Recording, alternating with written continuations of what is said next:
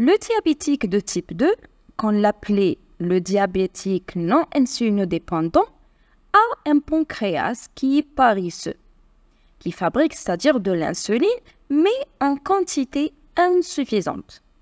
Et d'une part, qui ne répond pas assez vite aux besoins de l'organisme. De plus de ça, l'excès de graisse, qui n'a pas vraiment besoin d'être forcément très important, quelques kilos en trop suffisent pour la personne diabétique afin de donner la diminution de l'efficacité de cette insuline déjà paresseuse. Donc c'est ça le diabète de type 2 non insulinodépendant. C'est une conjonction à des degrés divers entre une insulinorésistance et une insulinopénie. Le traitement repose sur le régime et la restriction calorique, l'exercice physique et les comprimés, c'est-à-dire le traitement par les antidiabétiques oraux. Parfois, dans certaines circonstances, ce diabétique doit recevoir des injections de l'insuline. On parle de l'insulinothérapie. Alors, ces injections peuvent être prescrites pour un temps déterminé ou bien d'une façon définitive. Le traitement de l'insuline à l'occasion d'une circonstance particulière, pour seulement un certain temps, là on parle de l'insulinothérapie transitoire. Donc c'est ça la définition de l'insulinothérapie transitoire. C'est de faire traiter le patient diabétique par les injections de l'insuline, mais juste, c'est-à-dire seulement pour un certain temps. Et c'est fait suite à l'occasion d'une circonstance particulière, d'une situation particulière. Les situations qui nécessitent de traiter le patient par de l'insulinothérapie transitoire sont les suivantes.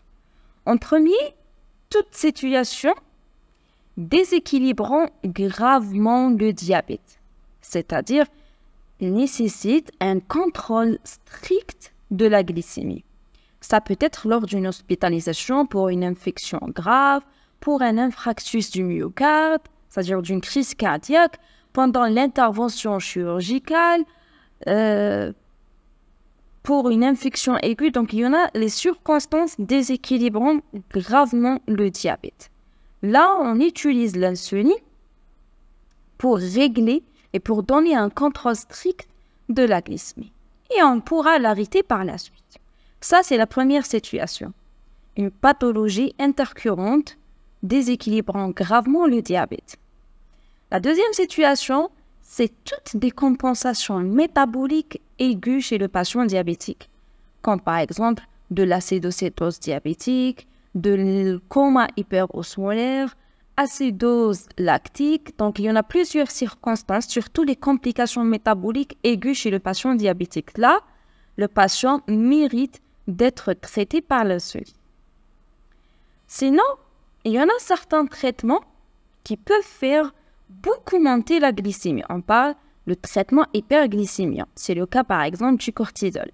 Lors d'une maladie qui nécessite un traitement par les corticoïdes, on peut être amené à donner de l'insuline le temps du traitement. Et on pourra toujours l'arrêter par la suite. Surtout en termes de traitement par les hormones de contre-régulation. Sinon, la grossesse impose bien sûr des glycémies qui sont strictement normales. Ceci est très important pour l'enfant. Comme les médicaments antidiabétiques oraux, c'est-à-dire sont contre-indiqués pendant la grossesse, une femme qui souhaite faire un bébé doit impérativement le préparer de manière à être sous insuline au moment de la conception. Elle prendra de l'insuline avant et pendant toute sa grossesse. Les injections, toujours, pourront être arrêtées après l'accouchement ou bien à la fin de l'allaitement. C'est très important en termes de grossesse. C'est-à-dire que toutes les situations déséquilibrant le diabète ou bien des situations obligatoirement d'avoir un contrôle strict de la glycémie. Donc là, l'insuline, c'est le temps de passer le cap à l'insuline. C'est très important. Sinon, des situations qui sont plus rares, comme les patients qui présentent de l'HbA1c dépassant d'emblée les 10%. Là, c'est une situation des fois qui peut aller jusqu'à l'insulinothérapie définitive. Mais des fois, il y en a certains patients qui répond très bien à l'insulinothérapie transitoire. Dès que la valeur de l'hémoglobine glyquée tombe dans les valeurs plus ou moins normales, 6-7%, on peut tenter à donner un traitement par des comprimés, par les antidiabétiques oraux, et le patient peut trouver principalement son équilibre glycémique par la suite.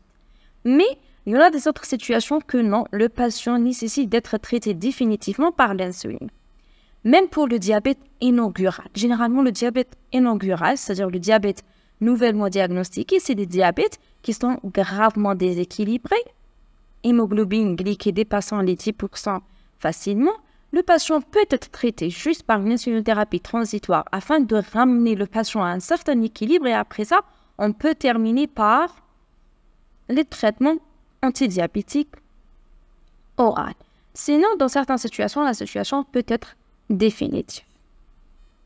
Alors, afin d'intérioriser l'insulinothérapie d'une façon générale chez le patient diabétique, surtout de l'insulinothérapie transitoire, on commence à avoir une partie à part pour l'insulinothérapie transitoire pour le patient hospitalisé, c'est-à-dire d'adapter le schéma hospitalisé ou bien ce qu'on appelle le schéma intensifié pour une insulinothérapie transitoire d'un patient diabétique. Alors, pour une situation X ou Y, parmi les situations déjà citées, nécessitant une insulinothérapie transitoire, notre patient diabétique type 2 est hospitalisé au service.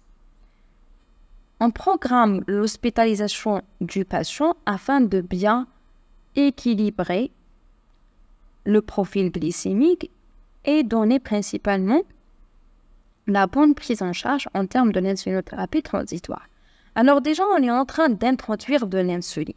Alors là, la première des choses, après la programmation de l'hospitalisation, c'est de penser à stopper les médicaments hypoglycémiques, surtout les sulfamides.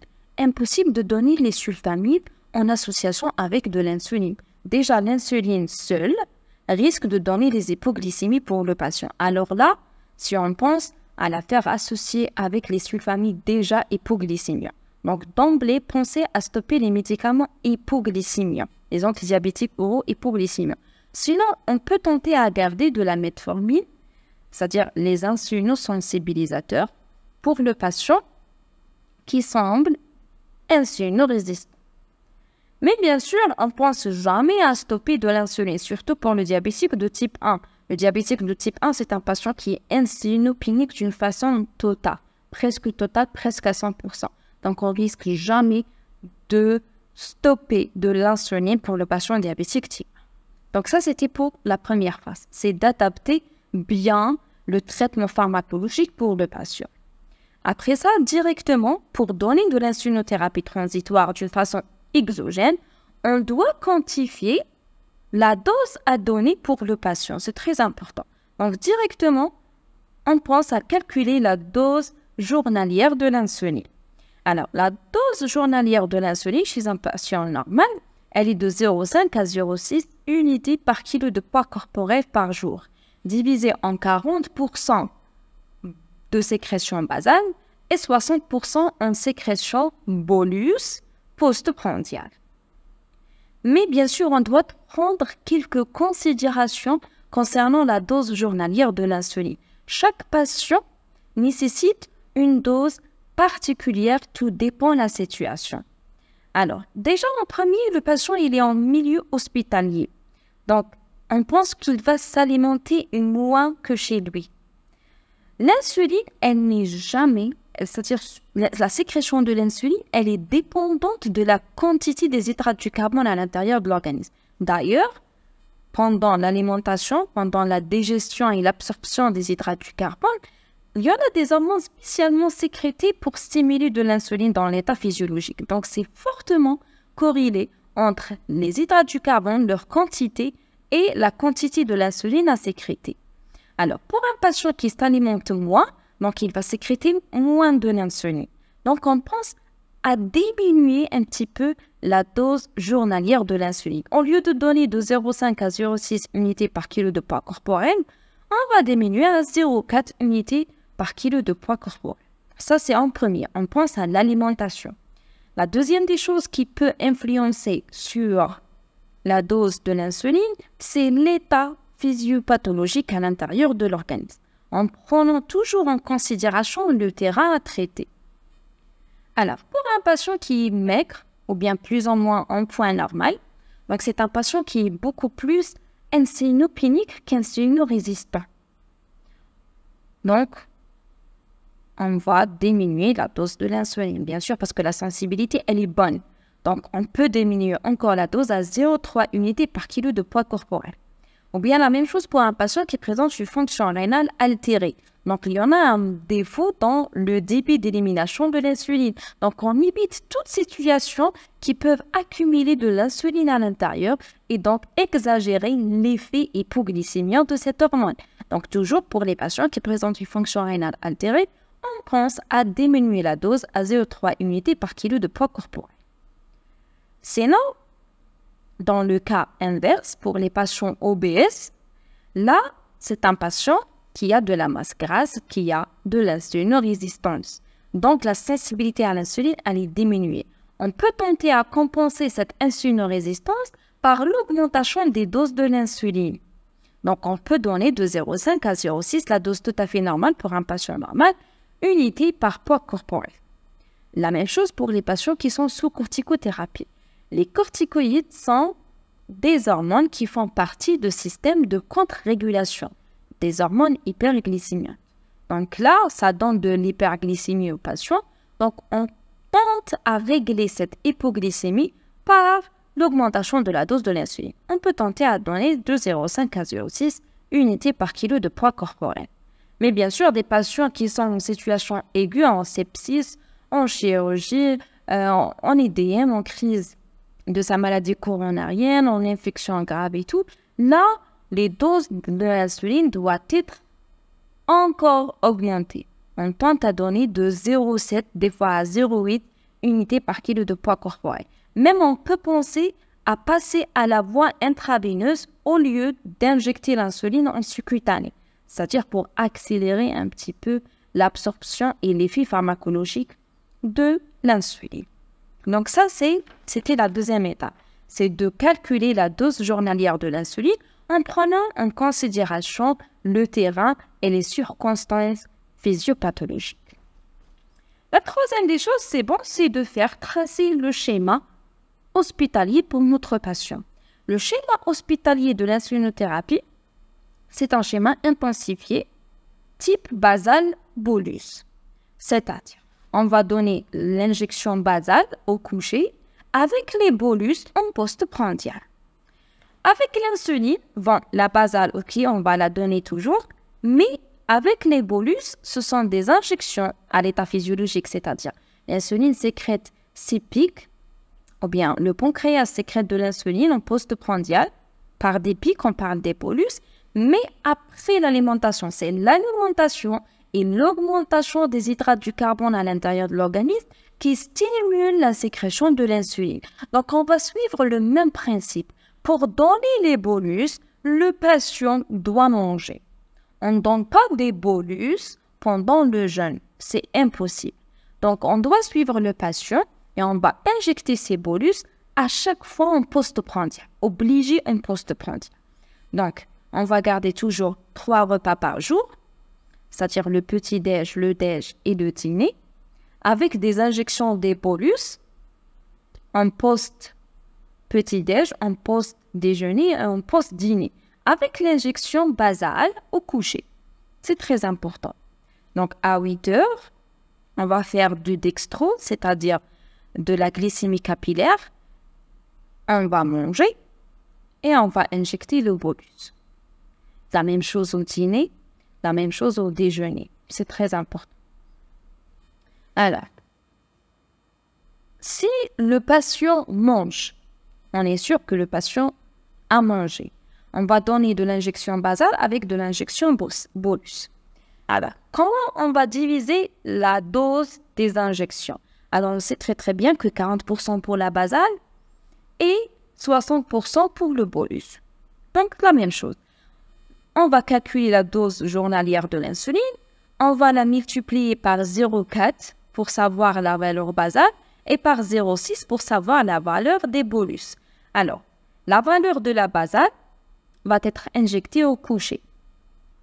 Et la valeur des bolus, 0,6, pour voir la dose journalière de l'insuline, va être divisée en 3 repas. On peut diviser en 3 d'une façon égale pour chaque repas, mais généralement, on va donner de la valeur un petit peu plus haute pour les repas qui sont encore hyperglycémiques. C'est-à-dire, on peut donner de 0,2, 0,2, 0,2 pendant le petit-déj, le déj et le dîner. Mais on sait très très bien que le déj et le dîner sont des repas qui sont beaucoup hyperglycémiques par rapport au petit déjeuner. Donc, on peut tenter à donner de 0,1 unité pendant le petit déj.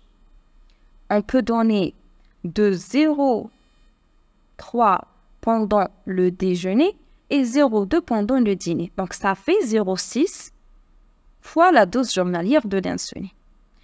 Sinon, on peut adapter ça avec le temps selon le profil glycémique du patient. On va voir ça. Si le patient ne mange pas, ou bien il est à jeûne, il n'y a pas de bolus, impossible de donner les bolus, on donne juste la valeur basale, 0,4 toujours, de la dose journalière. Et au lieu de donner des bolus, là, on risque de tomber dans les hypoglycémies parce que la source principale des hydrates du carbone, c'est l'alimentation. Les hydrates du carbone, c'est la source fondamentale de l'énergie. Donc, on risque de tomber dans les hypoglycémies. Là, pour les bolus, on peut donner à titre préventif d'une injection du glucose à 5% pour maintenir la valeur glycémique au seuil normal. Donc, au débit de 2 litres, par exemple, sur les 24 heures. On parle de G5 de maintien. Et la dernière étape, c'est avec le temps. On parle de schéma d'insuline de correction. C'est-à-dire, au fur et à mesure que le patient est hospitalisé, on est en train toujours de faire l'autosurveillance glycémique du dextro pour contrôler les choses, pour voir le profil glycémique du patient. Et on va adapter les doses de l'insulinothérapie pour régler le déséquilibre glycémique chez le patient. Tout dépend de la situation.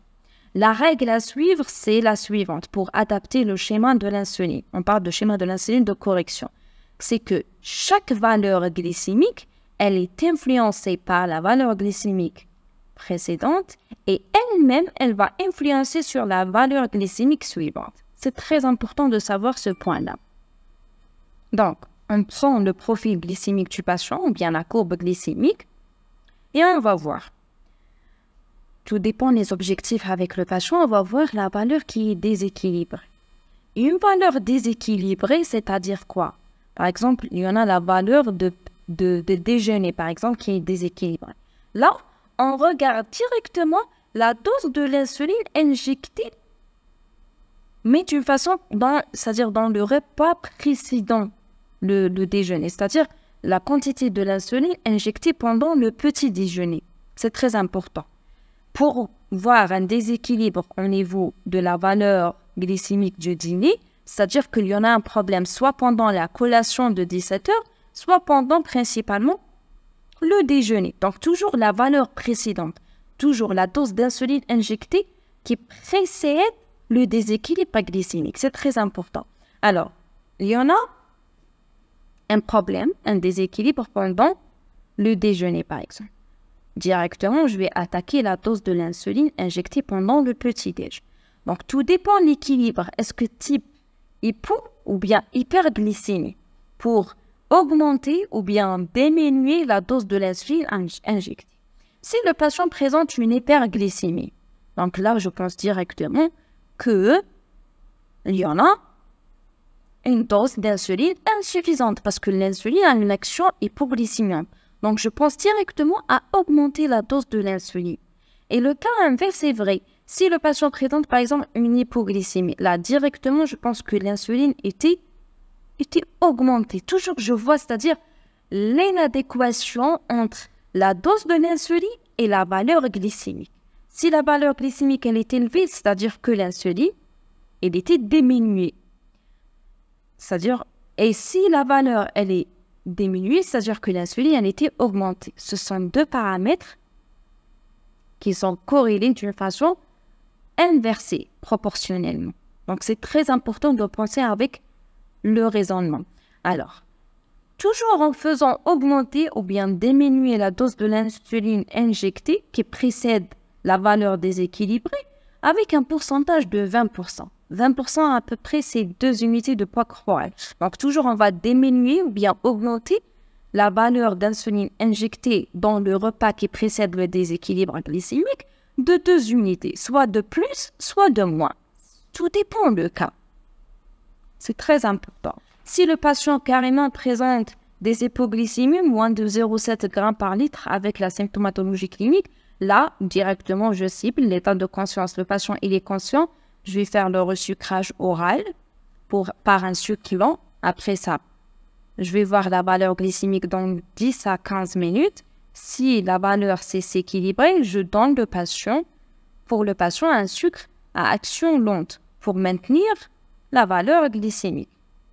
Et je vais adapter par la suite le schéma de l'insuline. Si le patient est non conscient, je pense à faire le resucrage de façon intraveineuse. Je donne de sucre rapide, 2 à 3 ampoules de G30 en intraveineux, c'est-à-dire c'est à peu près 30 à 50 millilitres. Et je vais, après savoir toujours la valeur glycémique dans 10 à 15 minutes, si la valeur était régulée, je donne principalement le sucre à action lente, c'est le G5 de maintien. Et après, je vais adapter de l'insulinothérapie selon la valeur glycémique. Si le patient non présente un déséquilibre glycémique type hyperglycémie, plus de 2,5 généralement grammes par litre, là, je vais évaluer la conscience, je vais penser à un état de cétose, acétocétose, coma hyperosmolaire, c'est-à-dire les complications en termes de l'hyperglycémie. Je vais recalculer la dose journalière de l'insuline, réadapter le schéma de correction, c'est-à-dire la conduite à tenir dépend principalement de la situation. Et en plus de ça, en cas de l'hyperglycémie, donc c'est l'hyperosmolarité, ça va faire augmenter l'hématocrite à l'intérieur de l'organisme. Donc on pense à une hydratation. C'est très important de faire hydrater le patient pour aider le patient à se débarrasser de l'excès du glucose. C'est très important l'hydratation en termes de l'hyperglycémie. Le tout, en termes de déséquilibre glycémique, doit être accompagné par une éducation préventive. Les gros repas, les horaires allergiques, le jeûne, les repas sautés, c'est un danger, surtout pour le diabétique de type 1, même pour le diabétique de type 2. Donc, c'est très important de penser à bien informer le patient sur les situations à risque. Donc, c'était ça au total pour l'insulinothérapie transitoire chez un patient hospitalisé.